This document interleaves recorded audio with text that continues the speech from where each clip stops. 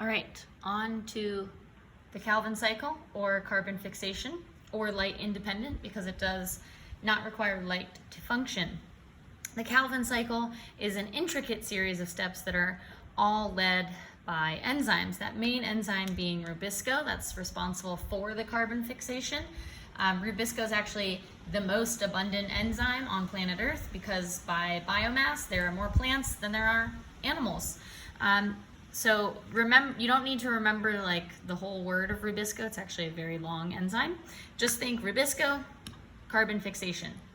All right, so in our light reactions, we talked about how water is needed. It's split. It's hydrogen ions fuel the ADP to ATP reaction, and the electrons are then gained by oxygen. And then the hydrogen is also paired on the end of NADPH, and then of course, like I just said, we get ATP. So that's coming from the light reactions happening in the thylakoid membrane of your chloroplast.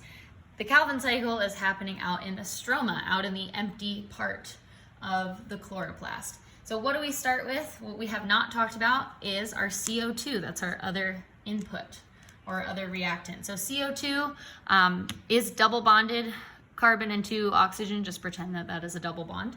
And that's going to enter through our stomata, which are those tiny holes on the undersides of a leaf. Photosynthesis is only happening in the leaf of a plant. It's not happening in the roots of the plant, or like the bark or stem. So only in the leaves. So CO2 is going to enter. Here's the great news about the Calvin cycle. There are a lot of reactions happening. If you look at your slides, you don't need to remember or commit to memory in any way all of those reactions. The one thing that you have to understand is that we are taking CO2 and we are fixing it into a glucose molecule. So we are taking this, right? And these are two of the ingredients, the C and the O. We need the H. The H is going to come from the NADPH in the light reactions.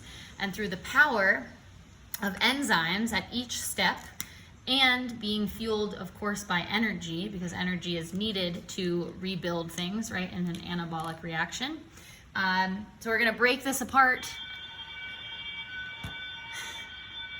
And, of course, we're going to form a ring structure. Now, this is just 5, but we're going to form a hexagon shape for our glucose.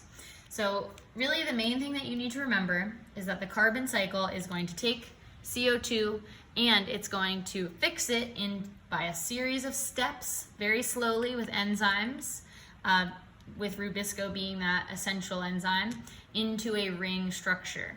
So we go from this to carbon, 3 carbon, and then eventually to our glucose molecule.